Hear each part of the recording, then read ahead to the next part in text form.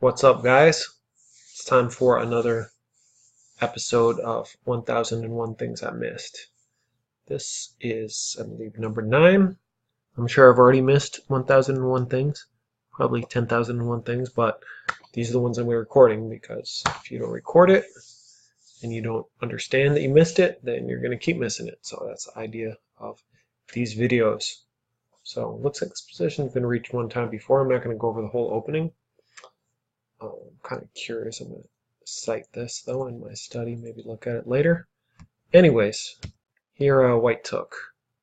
I took bishop e2, b5, a3 is a bad move and very common theme before white's had a chance to castle and the a pawn is pinned. I'm also getting a tempo on the knight, which is nice. The knight actually goes back to d1, and for a little while I play well. Knight d2, castle, and here the idea I missed was rook a4. This is kind of a strange looking move, not something you'd normally think about in almost any opening, but yeah, this b pawn is really a thorn in white's side. It can't be taken. The knight can't come to its most natural square on c3. In fact, it can't really go anywhere.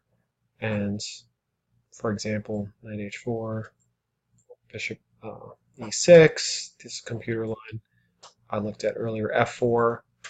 This is a common idea. Some lines to obviously come here, trap the bishop. But the bishop can just go to g4, so bishop d3, and rook fa8. And just like that, I'm winning this pawn. The knight can finally come out, I suppose, to here. And I can just take this right now. I don't see any, and it says h5, but why not just do this? Yeah, this is also good. And there it is. I got an extra pawn, and it's a passed pawn. It's a little tricky. If I play b5, this pawn is weak, but I'll take passed pawn any day of the week. So that's the idea I missed there. Hey, just for something different before I go into the next idea I missed, I thought it'd be fun to share an idea that I didn't miss, because it's always good to remember, especially when you miss millions of ideas, that you actually still have some skill at chess. So in this position, I took the pawn, f takes, and knight g5. So my opponent played d4, and I did not move the knight. Instead, I took here. And you can probably see the idea with the king on f2. I'm going for double rook mate, and that's exactly what happens. Check, takes, bam. So just something cool. It's always nice to have these themes in your head, which is the whole point of the channel. And along with learning from your mistakes, you should celebrate your wins. So I'm going to show you one more example of something I missed. Okay, here we go. This is the second idea I missed that I'm going to share. So here I did a mass trade, and I thought, okay, black has an isolated pawn.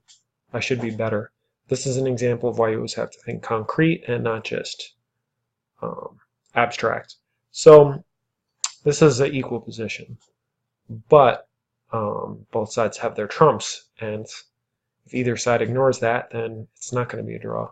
So black has an isolated pawn, that's true, which could be a weakness, but this isolated pawn is also a passed pawn, and you have to take that very seriously.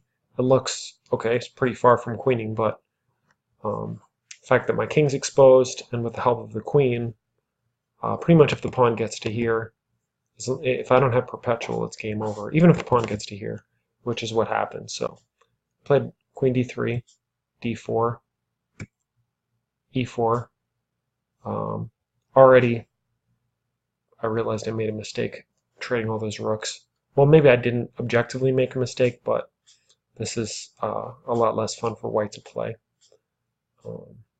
Yeah, this diagonal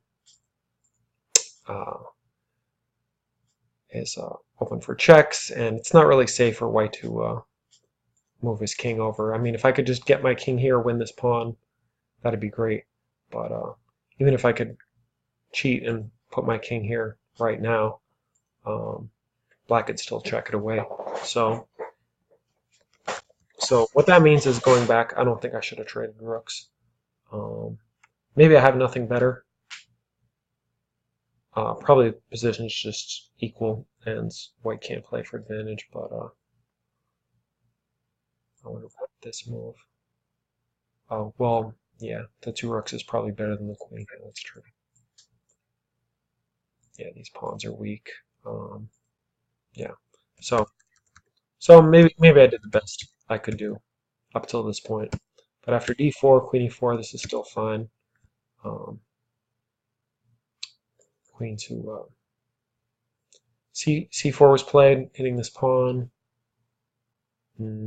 Ideas, really, this is a good move. Ideas to maybe come here if I allow it, if I move my queen.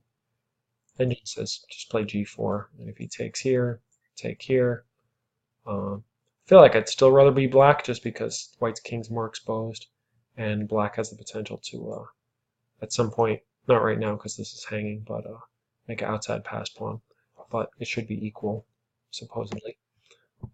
Instead, I threw in this check, which is also fine. And here I took this pawn, which is just losing. I mean, it only says -1, but probably if I leave it long enough. Check. King h2 I played. And d3. Yeah, and you see the eval is going up and up. And yeah, my queen's just really dopey over here. I don't see what I could do. I played queen a4. Oh, he took. And now I have hope again somehow? I didn't even look this far. I played king g2 here, but after queen e2. I suppose if he comes here, trying to come home, now I do have a perpetual. You can't ever do this because then it's super easy. And obviously if he goes back, I just do this forever.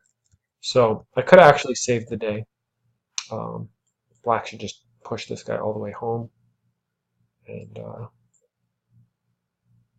yeah, now he can play g6. Not here because then I will have a perpetual.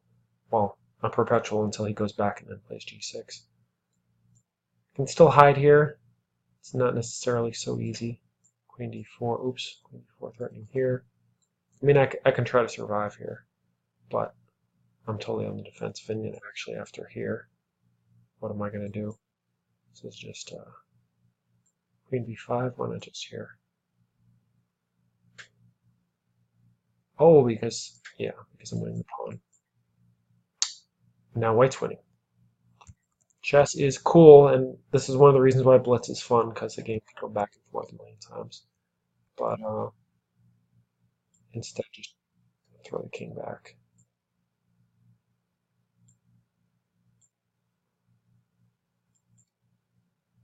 Okay, the computer's not figuring something good out. Okay, now it is. No, it's not. It just keeps going back and forth. It says +3, but it keeps going back and forth. So obviously, since the king comes forward, then we have a nice... actually, no, that's not mate. Oh, I thought this was mate for a second.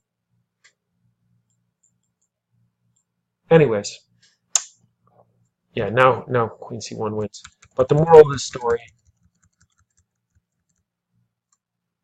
is that I just have to satisfy myself with a perpetual. If I think I have an advantage because this pawn is isolated, I'm the one who has to be careful. So that's the idea of this example of what I missed and how I misplayed this. So hope this helps you in your own games. That was examples 9 and 10 of ideas I missed, and one idea I got right. So I will see you guys in the next video.